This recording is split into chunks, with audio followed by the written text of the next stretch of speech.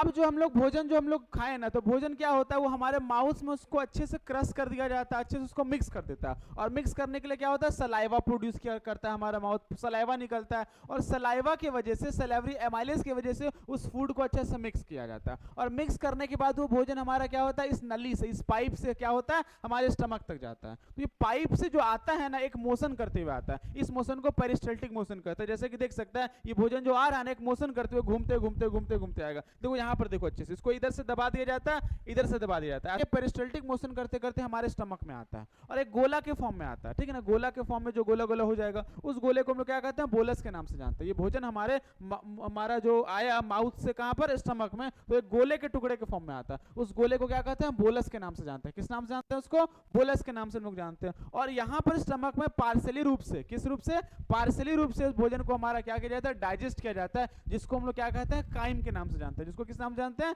Crime के नाम से इसको हम लोग जानते हैं। बात क्लियर है।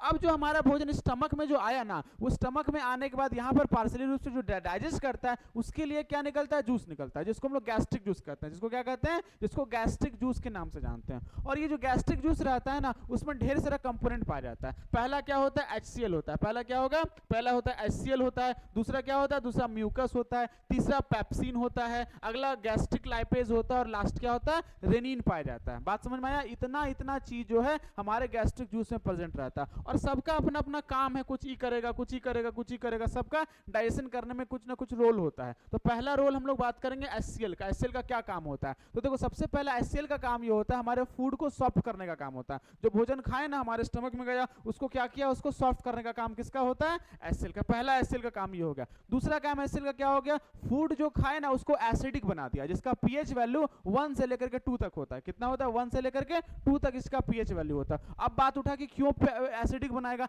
एसिडिक इसलिए बनाएगा क्योंकि उसमें जो प्रेजेंट पेप्सिन होता है, उसमें जो प्रेजेंट पेप्सिन होता है ना, पेप्सिन, ठीक है ना, हमारे जो HCl जो गैस्ट्रिक जूस में जो प्रेजेंट क्या होता है, पेप्सिन, वो पेप्सिन तभी काम करेगा जब फूड एसिडिक मीडियम होगा। जब क्या होगा, फूड एसिडिक मीडियम होगा, तभी काम करेगा। तो क्या बोलता है, ये जो है ना, ये HCl जो है उस भोजन को किस में कन्वर्ट कर दिया, एसिडिक बना दिया। pH वैल्यू कितना से कितना तक रहेगा, 1 से लेकर 2 तक रहेगा। अब पेप्सिन इस पे अच्छे से काम कर पाएगा, उसको एसिडिक बना दिया। तो पहला काम भोजन को सॉफ्ट करेगा, दूसरा काम भोजन को एसिडिक बनाएगा। काय बनाएगा, इसलिए बनाएगा क्योंकि पेप्सिन को उस पर काम करना है, और पेप्सिन किस में काम करता है, एसिडिक मीडियम में ही काम करता है। pH वैल्यू 1 से लेकर 2 तक रहेगा। तीसरा काम क्या होता है, तीसरा काम जो हम लोग भोजन खाते हैं, तो भोजन खाते तो कुछ कुछ बैक्टीरिया वगैरह जो है वो भोजन में रहता है, कुछ कुछ तो माउथ में हमारा जो है वो लाइसोजाइम की वजह से क्या होता है, मर जाता है, ठीक है ना। कुछ कुछ ढीठ किस्म का जो बैक्टीरिया रहता है वो हमारे नहीं मरता, वो यहाँ से क्या होता है, सीधा सीधा सीधा हमारे स्टमक में आ गया। तो वो ढीठ किस्म का बैक्टीरिया जो रहेगा, उसको मारने का काम किसका होता है, उसको मारने का काम HCl का होता है। मतलब HCl जो है वो क्या करेगा, वो क्या होगा, बैक्टीरिया को किल करेगा, जर्म्स को क्या करेगा, किल करने का काम करता है।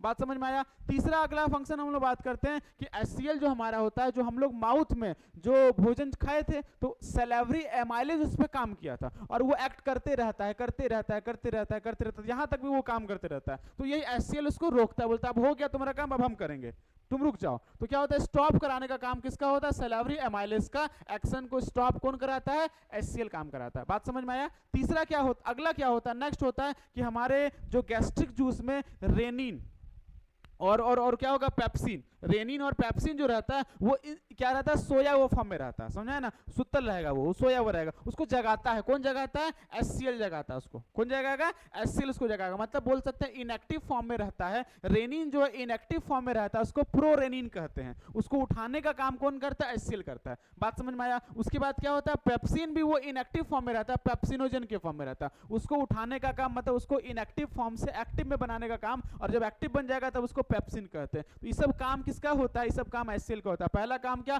भोजन को सॉफ्ट करेगा। दूसरा काम क्या, एसिडिक मीडियम करेगा। क्यों करेगा, क्योंकि उसमें पेप्सिन का काम होना होता है, समझ में आया ना। pH वैल्यू 1 से लेकर 2 तक करेगा। तीसरा काम क्या करेगा, जो एमाइलेज का एक्शन उस अभी तक होते रह रहा था, उसको वो बंद करेगा कि रुको अब हो गया, तुम मत करो, अब मेरा काम है। अगला उसके बाद क्या करेगा, अगला बैक्टीरिया वगैरह को मारेगा। उसके बाद क्या करेगा, पेप्सिनोजिन जो है वो, पेप्सिन जो है वो पेप्सिनोजिन के फॉर्म में रहता है, सोया हुआ रहेगा, इनएक्टिव फॉर्म में रहेगा, उसको जगाएगा, एक्टिव करेगा। और रेनिन जो है प्रोरेनिन के फॉर्म में, वो इनएक्टिव फॉर्म में रहेगा, उसको एक्टिव करने का काम करता है। तो ये किसका फंक्शन है, ये HCl का फंक्शन है। अब हम लोग इसको आगे बढ़ते हैं। अब हम लोग